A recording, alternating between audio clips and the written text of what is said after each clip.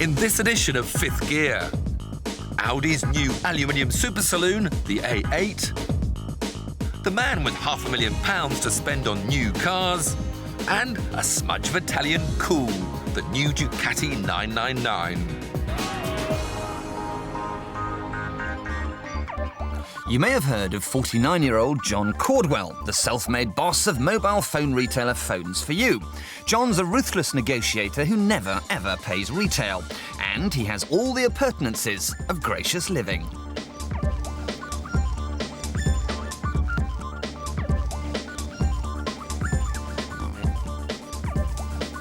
Naturally, he has a plane, a helicopter, a motorbike, he likes his speed, a boat in Barcelona, and of course, a rather agreeable pad in Chelsea.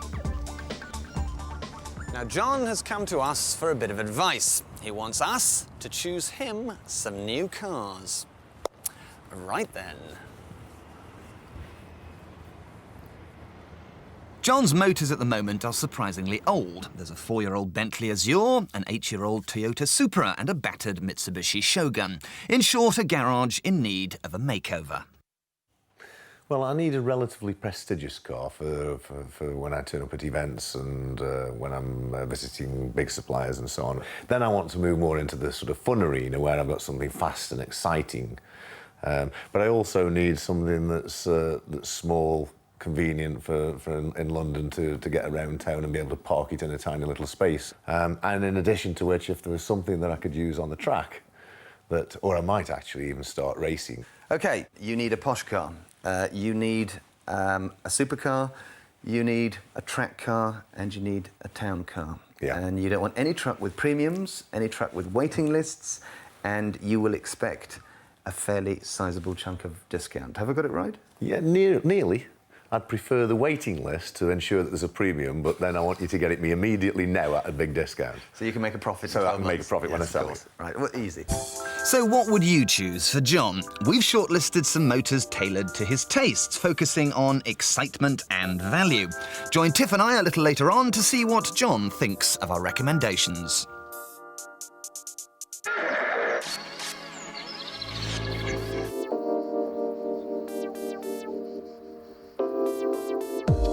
This, ladies and gentlemen, is the new super limo from Audi, those purveyors of fine but usually slightly soulless automobiles.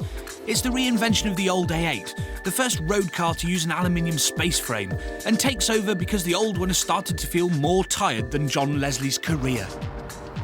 The Audi A8 has always been a subtle but funky limo, and because it's wholly made of aluminium, you've probably never noticed one unless you're an aluminium anorak. Thing is, they never found favour with South Central drug dealers or LA gangsters, so they remained the cool and sophisticated choice for those that didn't want a BMW 7 Series or a default Merc S-Class. Trouble is, the new 50 grand A8 is still a bit too discreet. If they're not parked next to each other, you might mistake the A8 for baby brother A4. No marks for originality here, the A8 just looks like its dad married its sister. But there's plenty to make up for the slightly plain looks. The A8 rides like a Lexus on the bumpy bits and tries to outhandle a 7 on the bends. It's a much more fluid car than the old motor, and it's got some beautiful four-wheel drive push-out of corners. But the steering is still like punching silly putty, because it's a bit vague about the straight ahead and doesn't inspire much confidence. But you'll get a real kick out of the creamy 4.2 V8 driving through Audi's Quattro system. And you'll like the 6-speed auto box with manual override, either on the stick or with nifty F1-style paddles behind the wheel.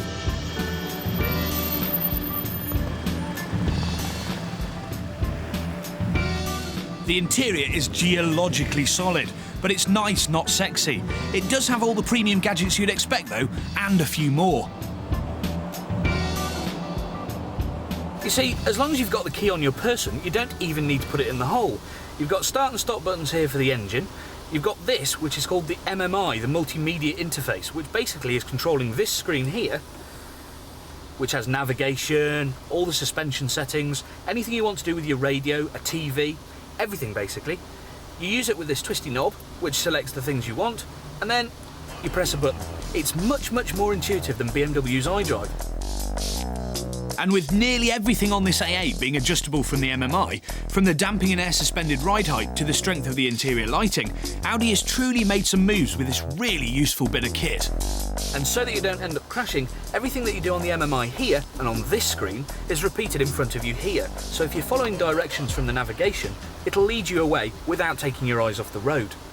And the best thing about the new A8 is the fact that it's got more fun bits than a Disneyland-themed strip club, but with more buttons and less nipples. But how does it figure as a package? Well, the BMW 7 Series might drive a little more sharply, and the Merc S-Class might have the best super limo image and family tradition. But the A8, for all its faults, is a very complete car, and it's the one on which the clever money goes.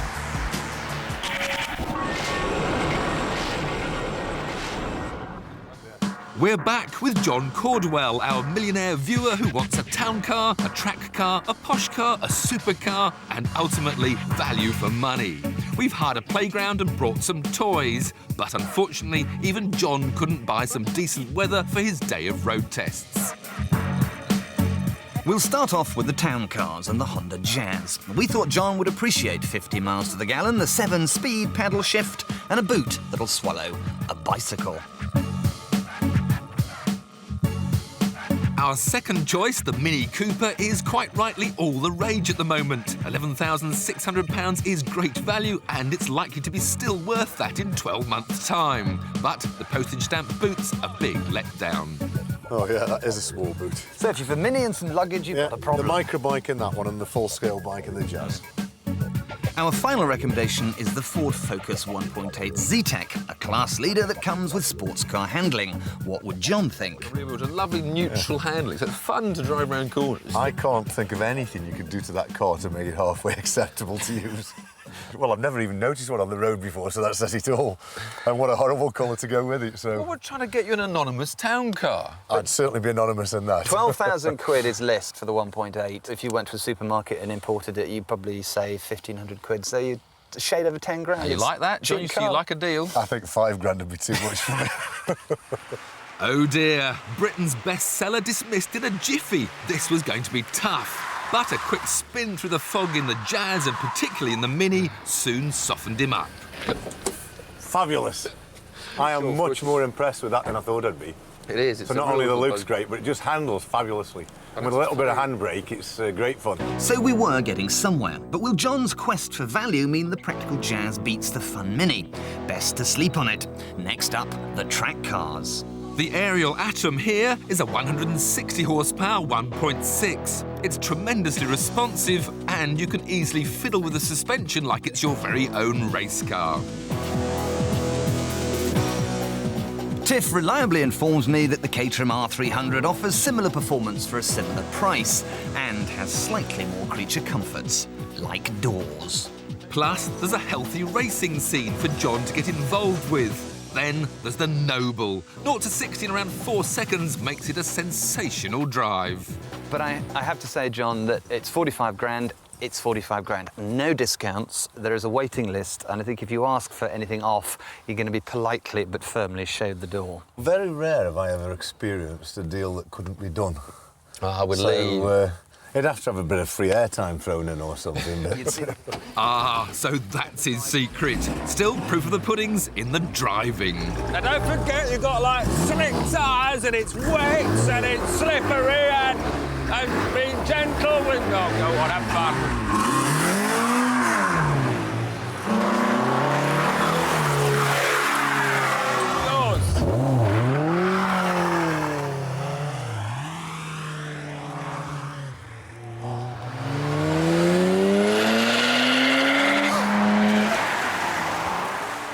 John thought this about the Atom. It was like being on a motorbike with no leathers, no crash helmet on a cold winter's day when it's pouring down with rain. He thought this about the Caterham. Yeah, real fun car. Yeah. Felt really tight, really good. Enjoyed that. And he thought this about the Noble. So, that's fabulous. Great. It's real good value, this car. So, decisions. And it's time to choose a posh gentleman's express that sends the right signals. We've suggested a Range Rover Vogue as a prestige replacement for John's old Shogun. A BMW X5 may be quicker, but it doesn't quite have the same presence. The 456 is not the swiftest Ferrari, but it is the coolest and one of my favourites. But could John stomach the shiversome depreciation? The Mercedes SL55 AMG, currently our favourite cabriolet. He couldn't wait to get in this. Do remember to switch the traction control off. Just stick it in D and have fun. See you in a minute. Time was pressing on, so we sent John off for just a couple of laps. However, getting him back proved rather more of a challenge.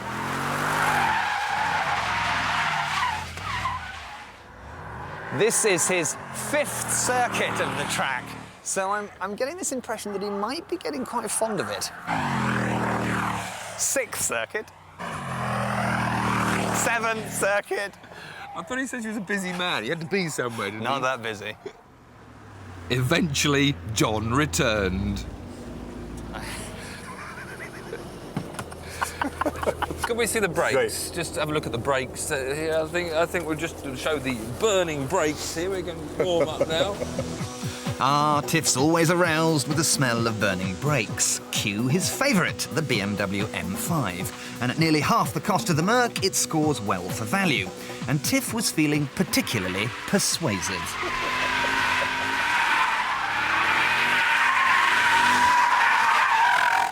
He says he does better when he's got the kids in the back because it focuses his mind. It's true, it does. But what were John's first thoughts? John, we noticed you didn't sort of jump into the Range Rover and take it for a drive. I think with the Ferrari, the Merc and the BMW there, that's not surprising. Tis a silly question, too. But, I mean, I think if you want a four-wheel drive, I think it's probably a great car to have, but it's not for me. But, What about the Ferrari?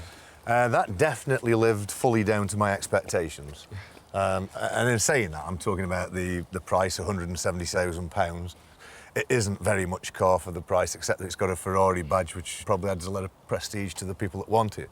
But, you know, if you take the Merc, at half the price of that, it's a coupe, drop head, fabulous performance, great road holding, great style, and complete with its own Taiwanese Christmas tree trim. Yeah, the interior is not And brilliant. that is the big disappointment in the car, but that's the only disappointment for me personally. The trim is poor and really wants up rating, but it's a stunning car. For half the money again. And half the money again. It's a fabulous car, but I think for me personally, I'd be going for the Merc rather than saving Sleep on it, you know. I'll sleep on it, yeah. But before John cogitates, there's one category to go, the supercar. Unfortunately, all 499 Enzo Ferraris have been allocated to collectors already. We heard of a couple of US cars that might be for sale, but for around £600,000. And John's not into premiums. Lamborghini's Murcielago is a relative snip at 160 grand, but there's a waiting list. And the few second-hand cars that are dribbling onto the market are fetching more like 180. For us, there's only one supercar of the moment, a £300,000 Pagani Zonda.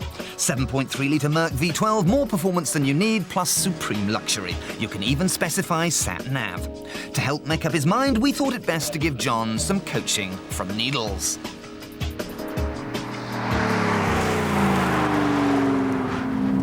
Put your thumbs in that lovely wheel and turn with your arms more. Pick up that throttle. Not too much too soon. God, it goes like that. Well, it's got so much torque. Feed in half throttle. Not too much. No! Look, half throttle on this one. That was only a quarter. So just quarter throttle. No! Now wait, we're going to get round this corner. We're just going to tool around. No throttle. No. Now a little bit more. Feel it. Quarter, well done. Yes, good one. Now floor it. Whoa. Good, yeah, you're feeling it now. You're feeling it. That's good. Eventually, John tamed the Zonda, but would it have the wow factor? Wow! I think that means yes. Oh, that is fantastic. It really is stunning. It howled. I was noticing the speedometer Do you know where the 70 miles an hour British speed limit mark is? Yeah. A quarter of the way around the speedometer. 1/4 of the way around. In fact, they haven't even got 30 miles an hour marked up. The scale's too small. Well, I think we'd better let John calm down before deciding what to buy. No impulse purchases here. Join us later to see what he's going to plump for.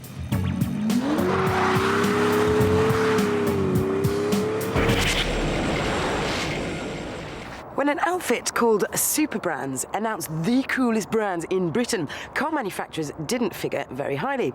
In fact, the top 5 consisted of the Tate Gallery, saucy underwear designers, agent provocateur, trendy hi-fi makers, Bang & Olufsen, and fashion guru, Alexander McQueen. But can you guess who is at number 1? Let me give you a clue. Brum, brum.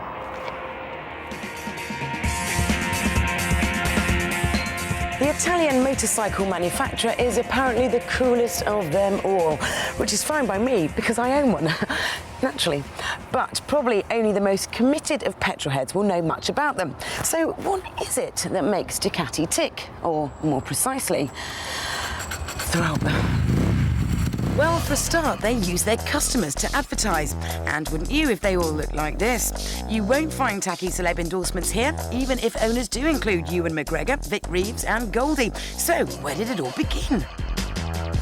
Well, the origins aren't cool. The Cucciolo, or Puppy, was a tiny engine that bolted to your bicycle and did 225 mpg. But since when was economy hip? The coolness really started with an engineer Ducatisti regard as a god, Fabio Taglioni. In 40 years, he designed over 1,000 engines, most famously harnessing desmodronic valves, which work like, they don't use springs. Sterling Moss had them in his Merc Racer years ago, and they're still making Ducati engines great nearly 5 decades on. The second slice of coolness involves racing and a prancing horse. But don't think Ferrari, because for a while, Ducati race bikes wore the same symbol too. Why? Because Taglioni's dad flew with Francesco Baracca, the World War I fighter ace whose squadron was deemed the cavalry of the air. Ferrari, though, beat Ducati to the patent office, so that was that. That's the early days. What happened afterwards goes something like this. Lots of racing success, cool. Then lots of financial problems caused by dodgy sister companies, not so cool. Then they were bought by the Americans and everything was okay again, cool. Oh, and amongst all that came the 916. Very cool. A supermodel made of metal, 8 years old, but still a masterpiece. The engine's CC has evolved to 998, as has the name, but the body's barely changed. Even if you're not a bike nut, you know it's a stunning piece of design. The thing about this is that style comes first. Look at the tortuous path the exhausts have to take. It would have been much more simple, much more efficient to have them straight out. But no, the Italians hid them away to preserve the line of the bike. And then there is the single swing arm, which has to be very heavy to give it the necessary support. A Japanese manufacturer would have had a twin-sided one, which had been much lighter. But no, the Italians, they put on their shades, they have a sip of coffee, they say, the wheel is beautiful, let us see it. How cool is that? But how do you follow perfection?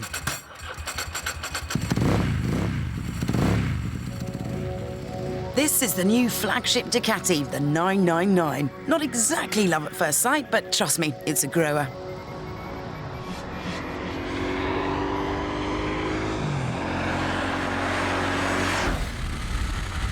Much better riders than me have declared that this is the bike of the moment. Its handling and performance is better than ever. And who am I to disagree? With 124 bhp in a tiny body, you've got the kind of power-to-weight ratio that means, and watch the speedo, you're doing 24 mph at one moment and 60 the next, all for 11 grand. You know, I'm only a baby biker, but a few arty slow-mos and a bit of music and I felt right at home. The 999's predecessor was intimidating, a bit of an animal that needed an expert rider. By comparison, this is easy peasy, but I'm worried. Is easy peasy cool? In recent years, Porsche, Ferrari and Lamborghini have all made their cars more manageable, more comfortable, but that has limited some of their hairy-chested appeal. Ducati have gone down the same route. Does that limit the cool? Well, I reckon that if you were fast on a 998, you will be faster on this, and that has to be cool. I'm back in Chelsea and it's decision time for millionaire John. What motors will he choose? We'll start with the town toddlers. You showed me a Focus, a Jazz and a Mini.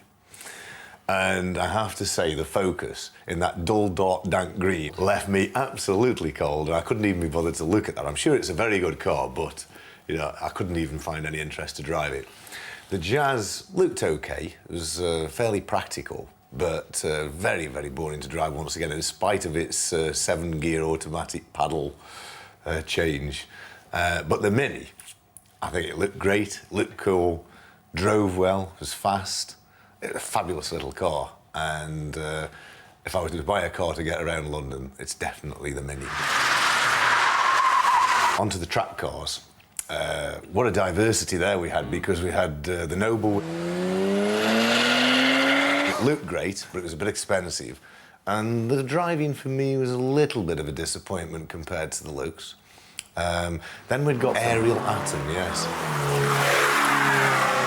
I mean, that was the nearest thing to a motorbike, except that it didn't perform like one, so it got all the disadvantages of motorbike, but none of the excitement, so I ruled that one out. The Caterham, however, I was actually quite excited by that, because it felt tight, it felt good, it was quite quick, and it got a little bit of protection around it, so it would definitely be the Caterham. Caterham ticks our second box. Then the Prestige Iron. John's narrowed it down to the M5 or SL55. There's a bit of a dilemma there, because I thought the Merc was a staggering car. But, of course, the BMW, the M5, was a fabulous car at 50,000 as well. So I think for style, speed, performance and everything, those two cars, taking the value for money into account, is actually quite a difficult decision. But I think I would go for the Merc, because I'd want to spend the extra money and get something that's got that ultimate. Which leaves us with the Zonda. Oh, the Pagani Zonda. My God, what a car.